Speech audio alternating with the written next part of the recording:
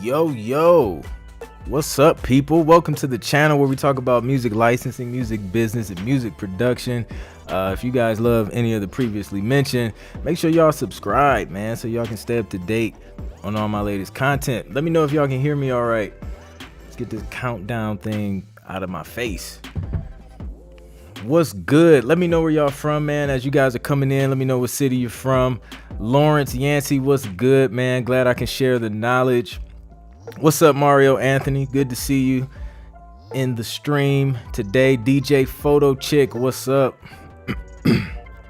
Kashina, what's up? Q Roll, what's good?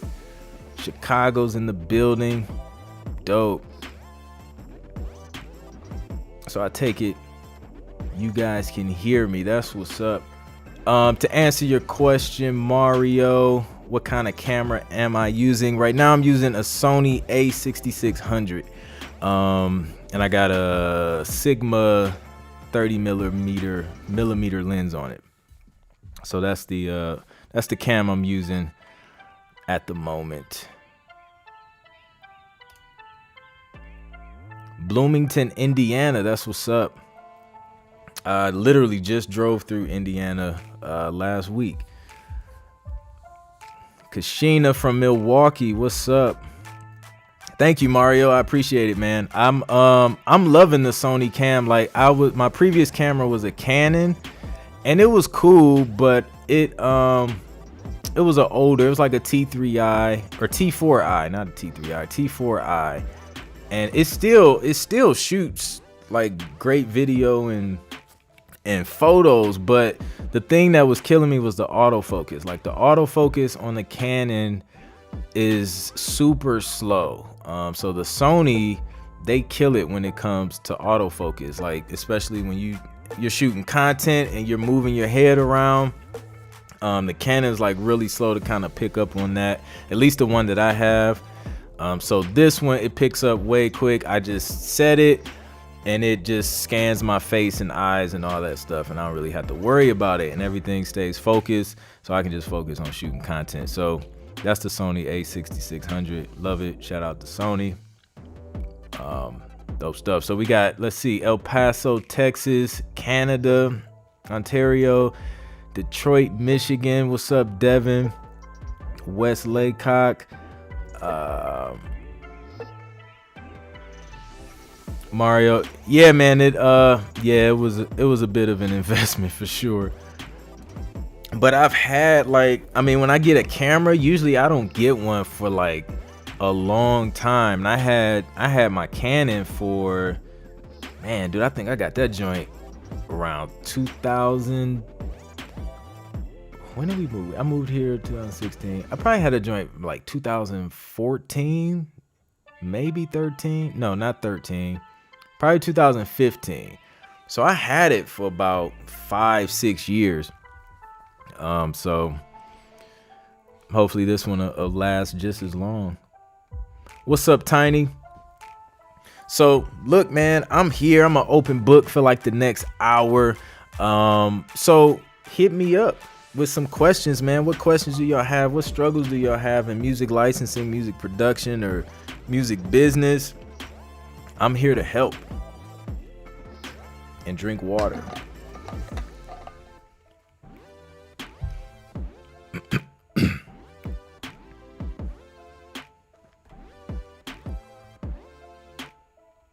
And for people just joining, let me know what city y'all from. I like to see where the people tuning in from. Wes said, just finished a horror film. That's dope. Or a horror album, my bad. Any guidance on what library is worth trying to get it into? Man, just look up, I guess when you're searching your libraries, if you can go through their catalog, sometimes you can like search on their, what you call it, like their website, and see if they have like a horror category. Which a lot of them should, because I mean, it's a lot of horror movies out, right? So they need stuff like that all the time. So when you're searching for libraries, just go through their catalog, see if they have that category, and then if they do, reach out to them and say, hey, like I have this album, I think it'll fit well with your catalog, and then just go from there, man.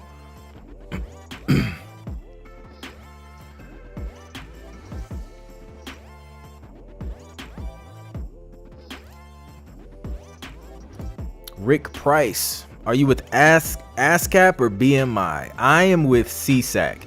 I used to be with BMI some years ago. That was the first pro I was with. And then I met some people at CSAC and got into that circle and got an invite. And now I'm with CSAC now. What's up, Charles Jefferson? Yeah, man, just post your question up and then I'll post it up and I'll answer it.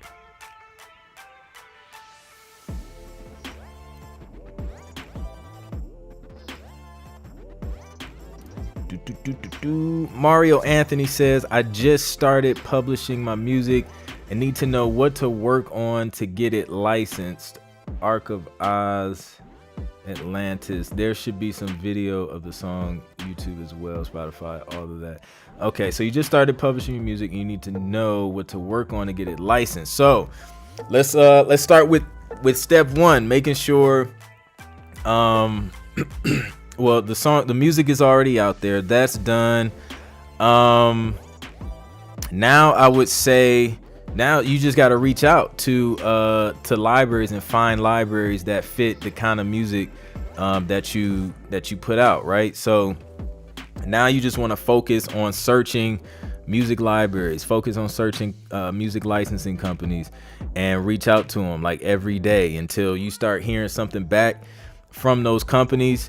And then once you get that ball moving, you'll start, you'll have some emails, some phone calls, eventually get to the point to where you'll land a licensing deal where they'll include your music in their catalog and then start pitching it for you. But right now the focus is just getting your files together. If it's an instrumental album, you're good to go. If it's like full songs with lyrics, make sure you have like instrumental versions ready, because a lot of times they want instrumentals with those vocal songs as well. So make sure you have that prepared. Make sure you have your metadata, so artist name, contact info, the splits on each songs, like who owns what percentage of what, all of that stuff. Have that in order. Create like a playlist, which could be I use box.com for free a lot of the times to just send a folder of music, and just have that ready, so when they ask you to submit some of your work or ask you to hear something, you'll have that ready to shoot over, and you'll go from there, man. So yeah, that's what the focus should be right now. Appreciate you coming through, man. Dope question.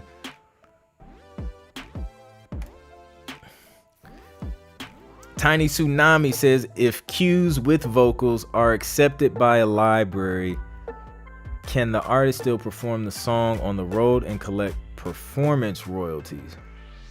If the cues with vocals are accepted by a library. Okay, so the thing here is it's going to depend on the agreement with the library. I would ask each library how they handle that, because some libraries, they'll have like the agreement to license your music for TV and film, and they may retitle your work, and then they track things based on that retitle. So if you're like going out on the road and performing your song, you may have registered the original song title with your pro, so that when you submit those live performances on the road, you submit those to your pro directly. And you can say, these are the dates that I performed, this was the venue, all the information that they need in your pro account. And then you'll just put the title, your original title, not the retitled version that the library would do. So if they allow it, that's probably how that would go down. But I always recommend checking with that specific library and seeing how they handle those things. Like, are they trying to collect that and pay that out to you as well, or like just, yeah, I would ask just to figure that out, so you're absolutely sure what you can and cannot do with that song once you have that licensing deal with them. Hopefully it doesn't prevent you from doing something like that, because you're an artist. Like, hopefully they would understand. But appreciate the question, Tiny. Really good question. Charles Jefferson, what's up? The question is, when you submit a beat for television, can you use parts from that same beat in another project, such as a Spotify release? That can be tricky. Is it like a different, so say if I have a piano loop and a beat for TV, and then I had another part, I use that same loop in a completely new beat that I put on Spotify. I don't think you would have an issue. Don't take my word for it, because stuff comes up. But if you're just releasing it on Spotify, I don't think you have an issue with that, because it's you're creating like a totally different work. You know what I'm saying? Like a whole new song. So I don't think you would have an issue with something like that. If it was the same beat, that's going to depend on the library that you sign with, whether or not you can release that, who's collecting. That's the biggest issue, is like knowing who's collecting what. Like, am I collecting these streaming royalties directly from like a distro kid or something like that, or is the publisher collecting? So that's a good question. What's up, Immaculate Beats? Welcome back. No doubt, West, man. Glad I can provide some insight. Produced by OWRA. Aloha from Hawaii. That's what's up. Hawaii's in the building. Byron Bell, what's good? Appreciate that, man. Appreciate you coming through.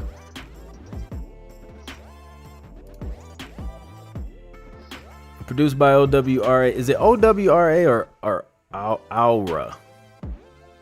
It's in all caps, so I'm guessing it's some type of what you call those things? Not abbreviation, but absolutely forgot. Can't even remember. So the question is, how do you search for music licensing company acronym? That's what it is. How do you search for music licensing companies or libraries? You literally, like, exactly the question you asked me, like, you Google it. Just Google music licensing companies or library or music libraries. That's, in a nutshell, like, that's the very simple way to search. And then once you get to that, like, that's the easy part, right? But once you get to that part, now you have to do your due diligence on the libraries that pop up, because some of them are super new, some of them are super old and get bought out. Some of them are, probably not as experienced. Some of them have years of experience. Some of them are easy to get into. Some of them are hard to get into. Some of them may work for your music. Some of them may not, right? So you get the point now. But now, once you find those companies, you just have to do your research, make sure they're legit, make sure they're going to work for you and the music that you do. So that's how you search for licensing companies. Appreciate you coming through.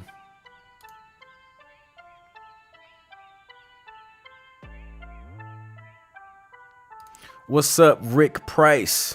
Rick says, do you have an A&R or a manager who helps make your deals? I do not have an A&R or manager.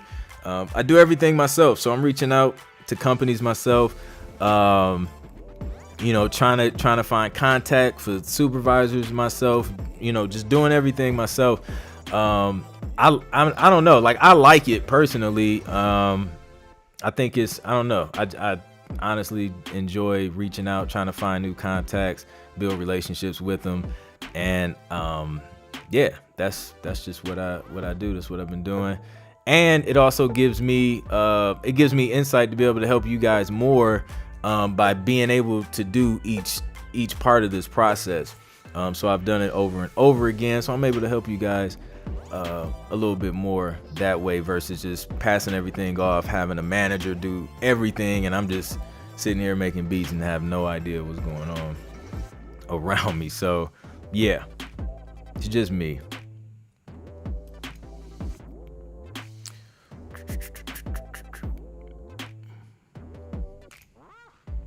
Immaculate Beats. The question from Immaculate is, what's your take on hitting up music soups via LinkedIn?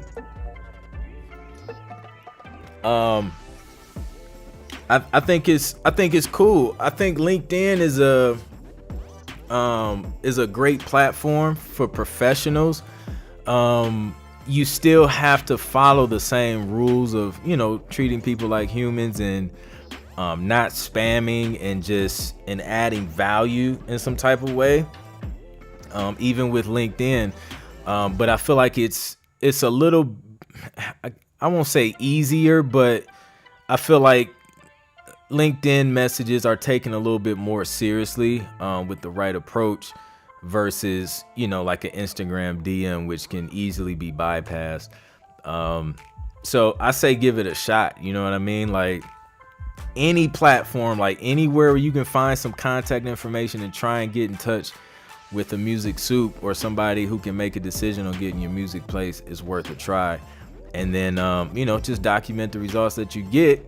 And if you see, one platform is working great for you, man, keep killing that platform until it doesn't. You know what I mean? So yeah, I say go for it. I've used it a few times to reach out and have gotten in touch with some music coordinators and supervisors and things. So yeah, definitely a good resource.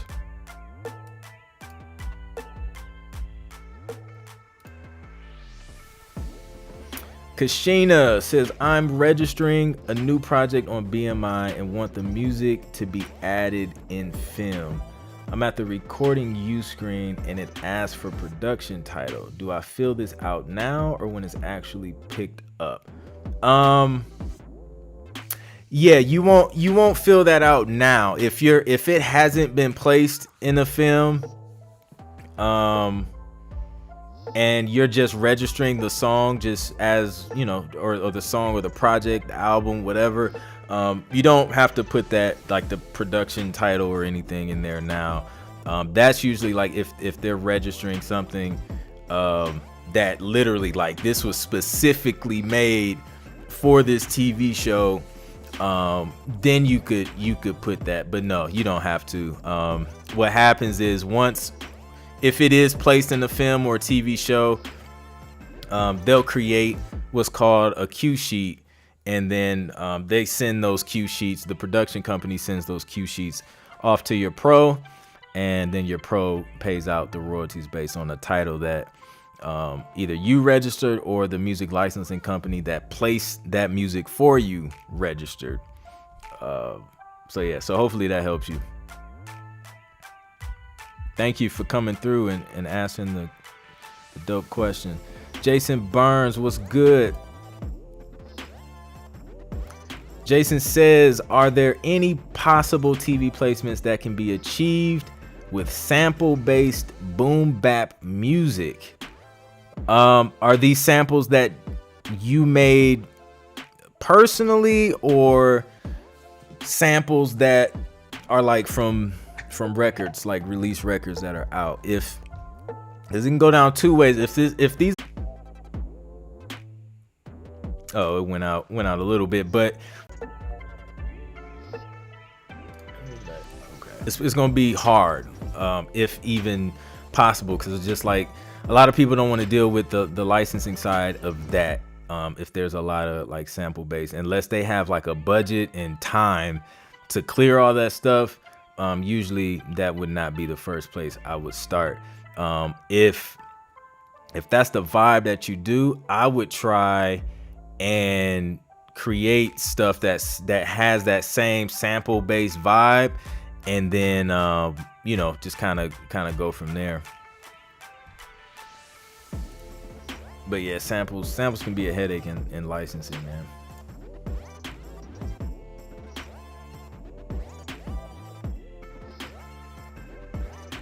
Yeah, if it's something that has to be cleared, like I would probably, I don't know, I would probably stay away from it, because it could be crazy.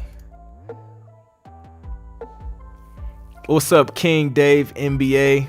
Nah, man, you're not late, man. You made it.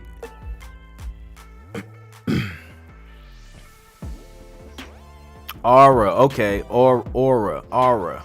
I can't talk today. I quit. Let's see. Let me see. Shout out to Jeff Blackwell, man. That's the homie. The question is, do you feel it's better to focus more on TV film placements or trailer music placements? Because they both have different things they both want. That's a great question.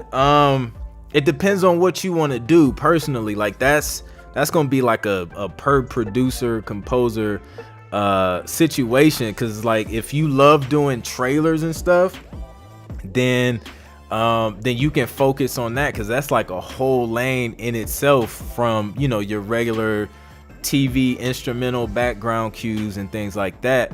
They're literally like two different lanes. So I do more TV film placements more than trailers. A recent project I was working on, it's a trailer project, but they like, I did my thing, but then they send it off to like an actual trailer composer to trailerize it, which is like a whole nother process. And I had to format that a little bit differently than I usually format TV cues, just because, you know, trailers are different. Like there's literally just like an entirely different structure, which is really cool and interesting. But yeah, it just depends on the lane that you want to go down. I like to try everything at least once, and then, you know, if it's something that I can just add to my tool belt, and if somebody hits me up for trailer music, like, yeah, I can do that too. So it just depends on what you want to focus on, or if you want to do both, you know what I mean? But I think a lot of times it's good to kind of specialize in something, because I think like companies want to know who they can hit up to do certain things. Like for the project I work on, like they knew I can produce like an R&B hip hop track, and then the other composer, they know like he can knock out trailers really quick or trailerize an R&B and hip hop track that was, you know, formatted as just like a regular track. So I think it just depends, man. But yeah, that's a dope question. What's up, Brown Human?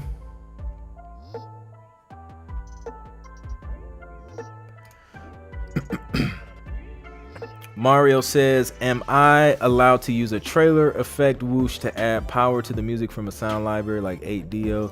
That's the one thing holding me back. 8dio is made for composers, so I don't know if you know. I don't know what I've never used 8dio, so I'm not sure. Usually they have some type of licensing terms or something. If it's made for composers, 9 times out of 10 you can probably use that. Usually stuff like effects and swooshes and all of that stuff, usually you can use it. Like they want you to use it for the compositions that you make for TV and film, so you should be good. But I would double check, make sure you go over whatever terms, like if they have like a fax page or something like that, usually they'll list out the details on things like that. But yeah, don't let that hold you back, man. You know, do what you got to do. Find whatever sounds or libraries you got to find that you know for sure you can do that. But don't let that hold you back, man, and keep you from putting that music out there and getting it placed.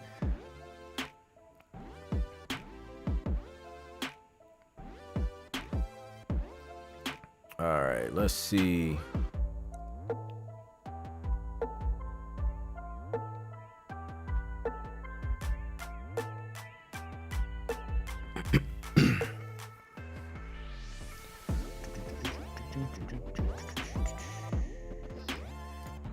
Young Star Pride, what's up?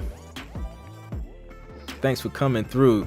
The question is, what's your take on orchestral hybrid trailers? Is there actually money in it, or is it too oversaturated? Nah, man. There's money in all of it. It's never oversaturated, man. Cause it's just like somebody asked me, it was just like, why would you share all this information with the possibility of it slowing your work down? I was just like, yo, like the work I have, like, I can't even keep up with everything. Like it's so much, man. It's too much to be selfish. It's so much content being created, like all these streaming platforms and services. It's bananas, man. Like, and I think I was on, what was I was on something. I think I was on IG Live or something, showing people a cue sheet from my CSAC, and it was like 140 something cues in one 45-minute episode on just one show. Like, that's one show, one episode on one network. 140 something cues. That's like 140 opportunities to get your music placed. So yeah, it's money and everything. It always ranges from 0 to 1,000. But if you're doing a trailer, usually you'll get something for a trailer. Just depends on the terms, where it's aired, how long, what it's for, all of that stuff. King Dave, NBA, man, welcome. Is there a way I can contact you and possibly pick your brain or receive mentoring? I need guidance, bro. Please, everyone's trying to rob me. No cap. Man, run away from the thieves, bro. So, I do one-on-one consultations.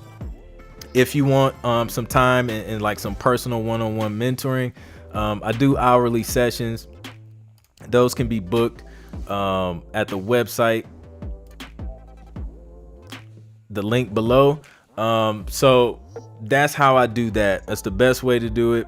For me, it allows us to block some time off and just chop it up, man. I do them via Zoom. So, you know, we do a face-to-face, and I'm an open book, man. I share whatever I can share to help you get you from point A to point B. So that's what those are for.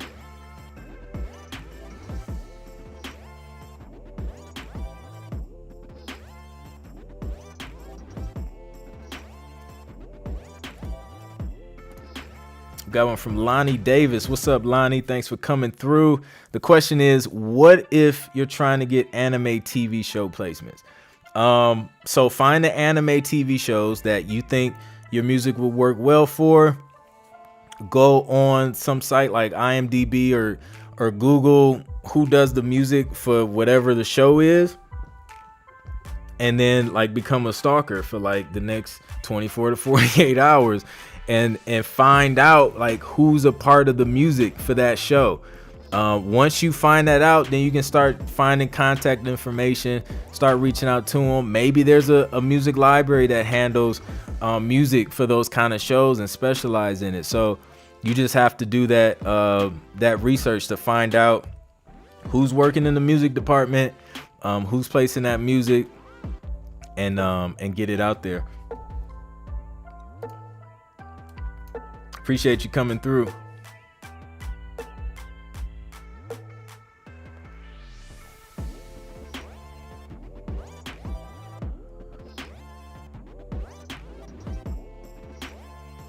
VO Beats, what's up? Robbie, what's up? All right, let me go through. Shout out to everybody, man. Y'all always have the dopest questions. And it's dope that you guys ask them, because it's like, there's so many people who have the same questions.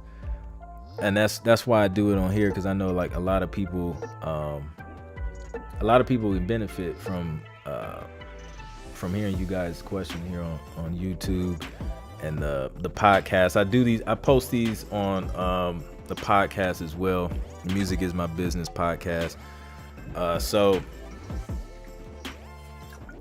yeah, you guys are helping a lot of people. Young Star says, is it better to go with a smaller library boutique or a big conglomerate like Universal, Sony? I've gotten in with both, but I'm not sure if I filled my plate way too much at once. Yeah, I know what you mean. So I kind of like if you can get both, I think it's dope, because Universal and Sony is going to have access to a lot of opportunities, and Universal or Sony's emails are going to get opened up for pitches, right? Because they're Universal and Sony. So I think if you have both in your corner, you have some of those small boutique libraries who have just as good relationships with, maybe a smaller network, but, they have good relationships with them that they can leverage. I think it's good to have some of those. And then if you have a connection at Universal or Sony or BMG or whatever, to utilize those resources as well. And then just kind of take a step back and see who's working the most for you. Like, send some tracks out to both. Are the smaller ones getting you more placements, or is Sony Universal getting you more placements? Because at the end of the day, I'm going to rock with the one that's giving me more placements. So if Sony and Universal ain't putting that work in, hey, I'm gonna spend more time with the smaller library and keep filling them up with content, so we can keep getting placements together. So that's kind of how I manage it. It's a good question.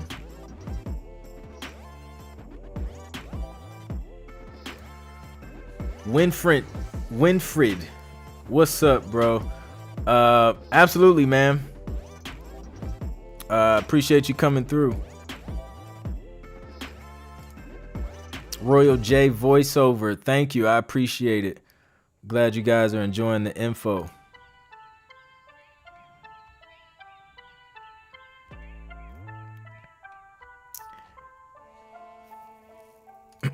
Cruise J, what's up? The question is, would you recommend initially submitting your music to libraries with a producer tag on each beat as a precaution? Absolutely not. No producer tags in music licensing. So I have a tag, right? And I throw it in my beats, but it's not like Clint Beats or Clint Productions. Like, you don't hear that. It's me doing a vocal and I'm just like, woo. And it's like, you hear it in this track. It's in this track. That's a tag, but it's something that just sounds like a vocal chop. Like, they're not going to know. Like, I'll know, but they're not going to know that's a tag. So unless you have something like that, I would steer away from it because they don't like it. They don't like tags. So yeah, I just wouldn't do it. Yeah, like they will send that joint back and be like, you got to take that out. I've had that happen to me before.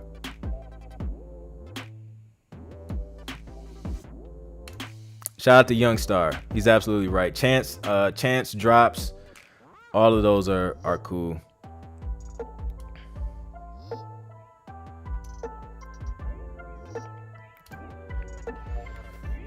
Mackinnon says, your boy just got the Complete Control M32 and Complete 13. It's a wrap, bro. You got everything you need right there.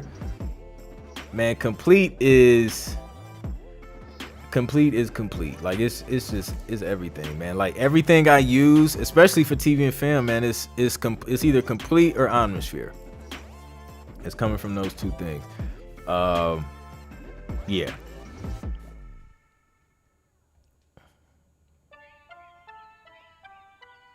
Exactly, VO. Like, slide it in there. They have no idea that they're listening to a producer tag. Yeah, you can absolutely score anything with with Complete, man.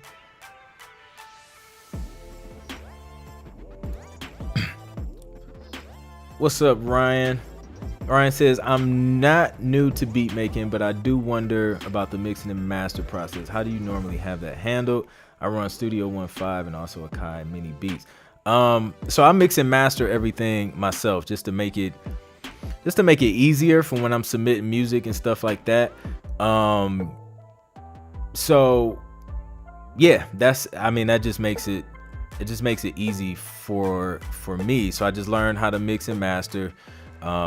I do it all in the session, and then sometimes I'll even bounce out like stems and create an alternative session with things bounced out as audio in case I change like plugins or something over the years.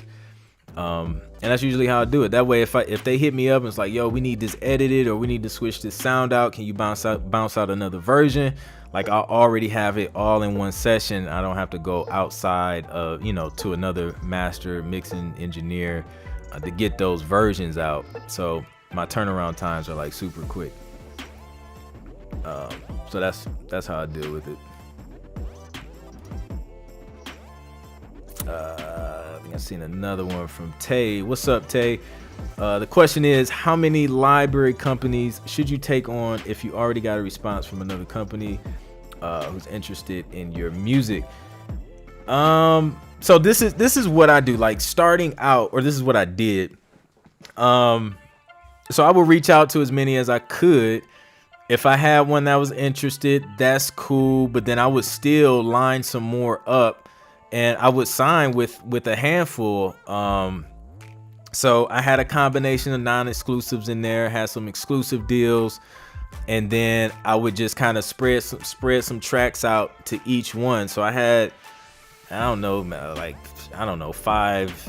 It's probably like 5 to 7 that I was signed with, and I would just send work to each one, as many as I can, if my music fit or whatever for what they were looking for, and then do the same thing. I would just wait and see, what starts to land. Not wait, like I was always creating, but I would take inventory on who was placing what as much as I could, and then started to gravitate more towards the ones that were working better for me versus the ones that weren't getting me as many placements.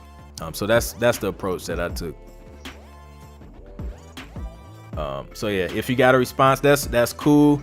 Nothing's official until you sign paperwork anyway, so you're still able to entertain some other deals until you find what works and makes sense for you.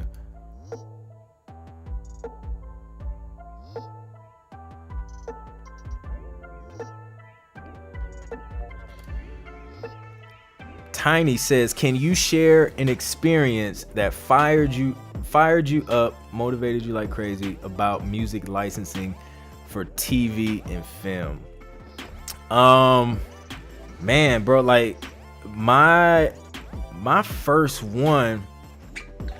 placement fired me up. Like, I was interested in TV and film, but that first placement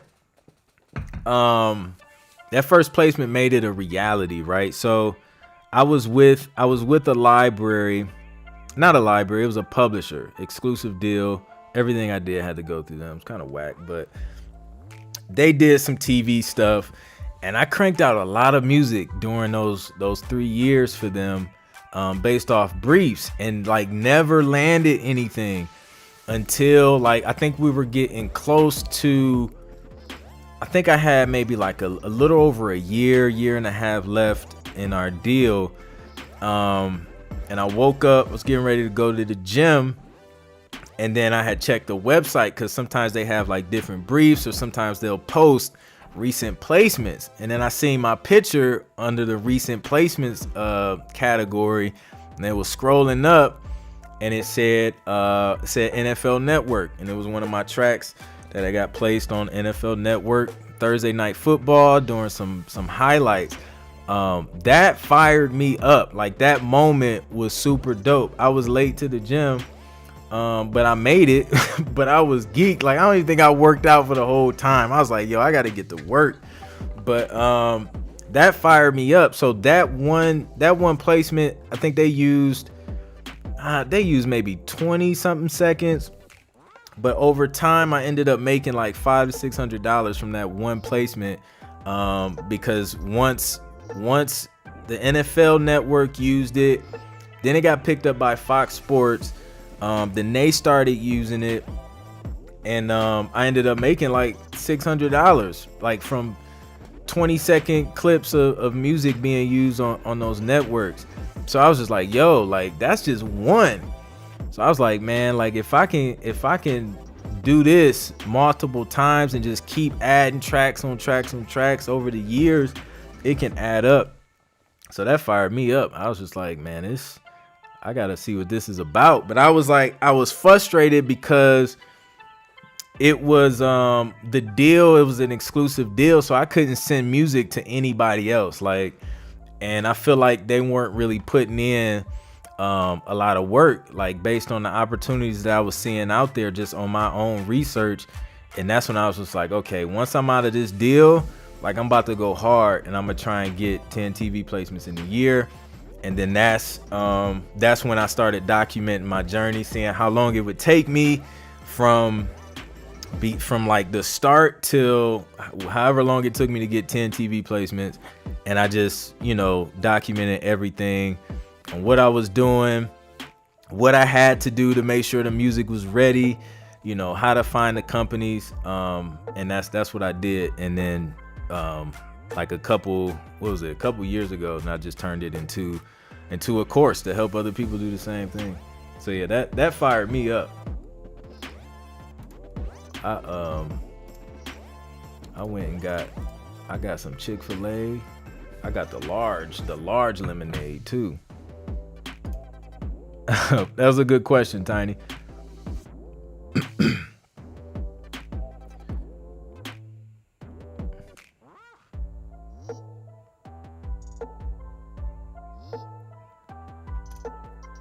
Young Star, what's your craziest deadline story? That's the question. Okay, I got a couple of them. Let's go with one. So, man, all right. So, I'm gonna keep this up so people know. So if somebody new is joining, they know what I'm talking about. All right, so I'm out and about driving around the city. I was a field tech in IT when I had my day job. So I was out driving around on some calls, and I got hit up from a publisher. They was just like, yo, this new show on MTV. I think it was MTV. It was like MTV or VH1, one of those networks. They was just like, they want to use your track as for the promo for this new show that's coming out. I was just like, dope. Like that's a dope opportunity. They was just like, but we need one of these synths switched out because it's a little bit too harsh. Can you switch it out and send it to us like in a couple hours? I was just like,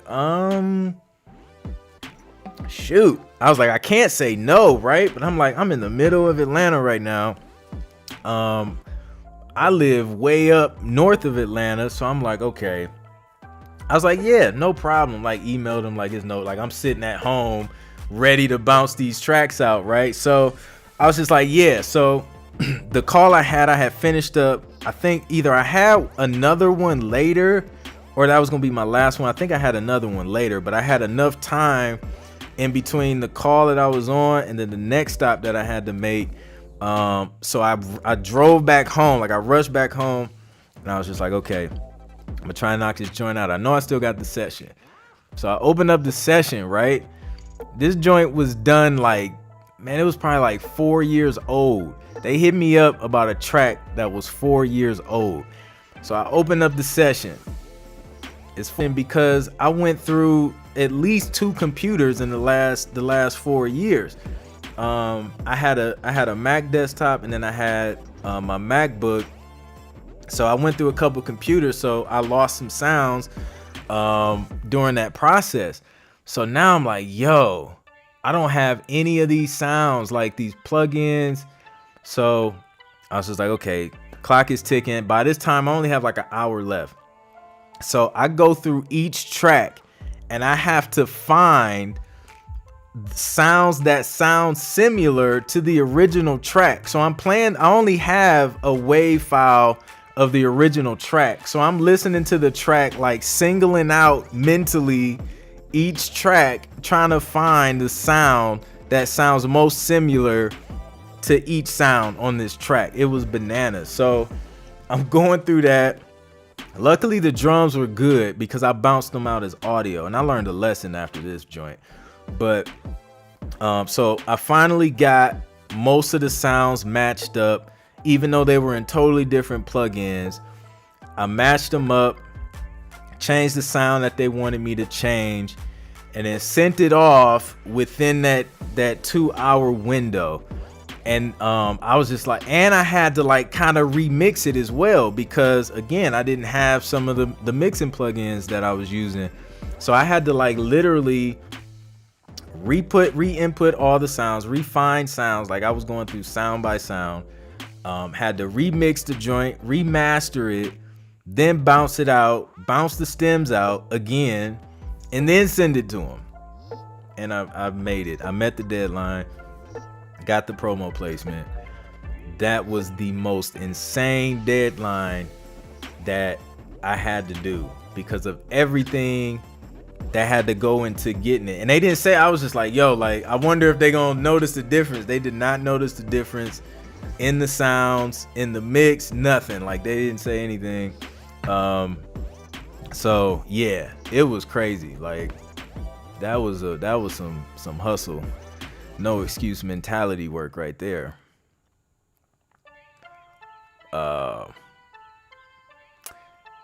Yeah.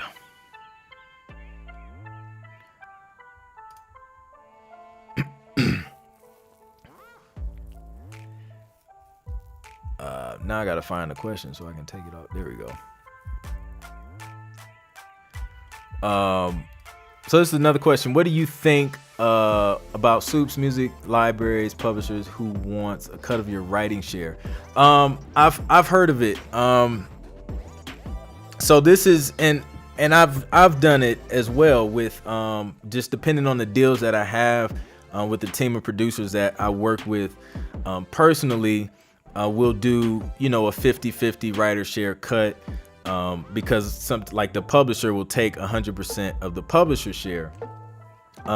So it depends on what you're comfortable with, right? So if somebody has an opportunity, they have a relationship with the publisher that has a pretty good chance of getting your music placed, and they're kind of doing the publishing for you, but because that publisher has 100% of the publisher share, they kind of have to get something as well. So that's where that 50-50 writer split comes in. If you don't want to do that, then you can always, find your own publishers, and then keep 100% of your writer share as well. And that's cool. It just depends on what you're comfortable with. And if you trust the people too that's doing that, you know what I mean? So that's a big thing too. You just want to make sure they're people you can trust, and make sure that they'll get you some placements. But yeah, I try and get as direct as possible so that I can get my producers like their 100% writer share. But sometimes it just depends on the situation. If it's a good opportunity, the publisher's keeping 100%, then we'll just do a 50-50 on the writers. That way you can make music, send it off. 50% is better than 0% of 100. You know what I mean? Like, it's cool to have 100% of your writer share, but if that joint ain't getting placed, then you go see 0%.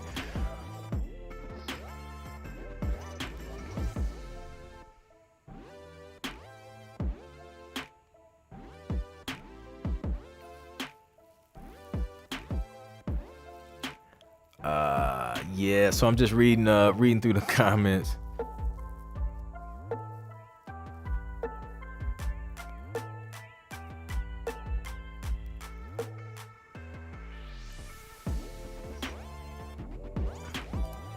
So this is a good point, Cruise J. Basically, anything you get played should be bounced out as audio in regards to the stems. Exactly. Great point. Everything should be bounced out as audio. Have them joints done, so you don't have to go through what I went through in that situation. Also, keep that session, because remember, they wanted that one of those sounds changed too. So if I would have only had the audio tracks, then I would have to go in and replay everything with a new, VST or whatever. But because I had that session, I had the MIDI, all I had to do was just literally select a different sound and I was good to go. So yeah, man, that was crazy.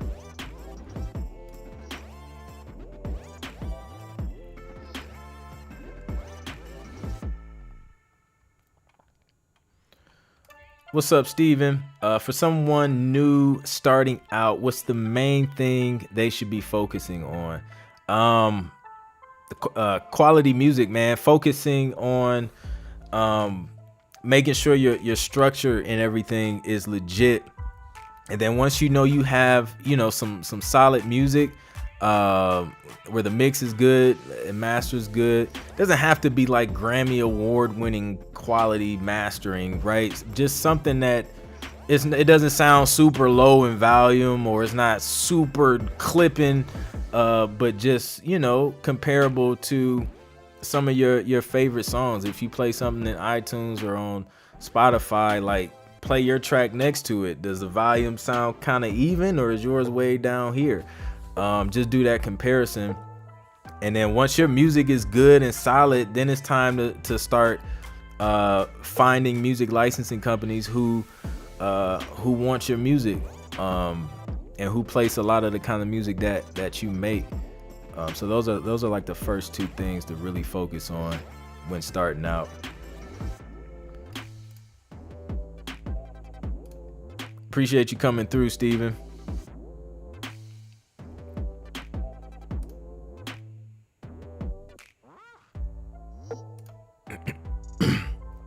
With another question, is it good to sign with a library company that only do back end payouts? Yeah, I mean, it's again, it goes back to what your goals are, what you want to get out of your music licensing career. If you want all upfront payments or more upfront payments, then you should probably focus on commercials, or like syncing full songs to films or something, getting the upfront fee that way. Or you can even put your music on websites like premiumbeat.com or Pond5, where they'll give you, it's a smaller fee, like an upfront license fee, but you get an upfront fee with the possibility of getting some royalties. But it just depends. Now, I will say I've done work with I still do work with companies where everything is like back end for the most part. I rarely see upfront payments, but like a part of my strategy is building a massive catalog of music that's constantly getting used on TV, so that every quarter I know I have some money coming in from CSAC, from tracks that are working for me while I'm working on other stuff that's paying me up front, or working on other projects that that I enjoy while those tracks are working for me. So that's kind of my mindset with the whole back end royalty thing, is just building a big catalog of stuff that's gonna pay me for hopefully past my life. So just depends on what you're trying to do.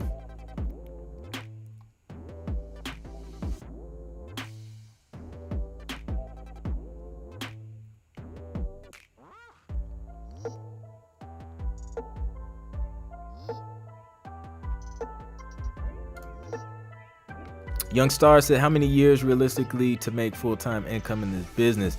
That's tough. It's different for everybody. I would say, man, like, okay, if you want to start from like the beginning, like when I like got interested in production till now, that's like a 15. No, I started getting in production, like making beats, when I was like 16. And then you got all of those years of super trash beats from like 16 to like in my 20s. And it wasn't until like my mid 20s where I really got a lock like on my sound and mixing and stuff like that. So that was like a 10-year process just to get good, like just to present presentable music. And then I'll say another another 8 years just learning business, learning marketing, learning about how to build a brand and how to talk to people. It's a process, man. So like, depending on when you start, be prepared to put in some years of work, because it, I don't know, sometimes it seems like it happens quick for people, but it's just like it's years behind the scenes that you don't see of somebody like working on their craft. Like, I mean, shoot, like I wasn't on social media until it's like some years ago. Like, social media wasn't even a thing when I was like learning my craft. So you may see young kids now freaking blow up in like 5 years just because of the internet. Like, they can learn everything they need to learn in one place on YouTube. Whereas, it was a little bit different when I was younger. We didn't have those resources. So I would say don't look for overnight success. Keep your head down, keep working, and write down your goals, write down your vision, write down what you want to do, so you can stay focused, and then come up with a plan to make it happen. Figure out how you can monetize every single skill you have as a producer, as an artist, as a songwriter, an engineer. Like, everything you do, figure out a way to present it to people in a way that it helps them, and figure out how you can help solve other people's problems with the skills that you have. And if you can relate all of that and to what you do as a musician, then you can make it happen. But yeah, I would say, man, just stay focused and plan to put in some work. What's up, Creative? Appreciate you coming through, bro.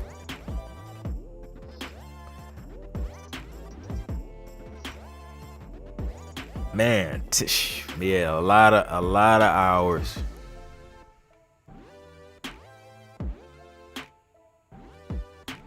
Tiny said marketing back then was leaving the garage door open while you're making music. Yeah, it's crazy. It's just like everything is so different. But yeah, like, yeah, in today's industry, man, it's just about creating multiple streams. It's like I lease beats. I do licensing, obviously. And then even in licensing, like, there's different lanes. You got upfront fees, you got royalties that you get from that. Sometimes you get like a scoring independent film situations. You have that. Then I do mixing and mastering. It's another service. Then I do consultations just as far as audio, production, business stuff. I have courses, have sound packs. I have YouTube, which YouTube monetizes videos and stuff like that. So I get ad revenue from that every month. What else? Brand deals, sponsors, like just a bunch of different things, man, that just, it all adds up and falls under Clint Productions, essentially. So yeah, it's just about taking everything you have, man, and using it.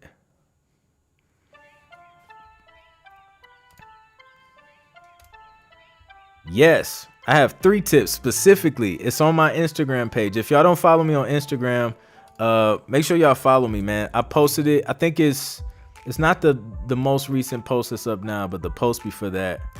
Or was it I think it's the post before that. But yeah, tips on Beat Block on my Instagram. Check that out.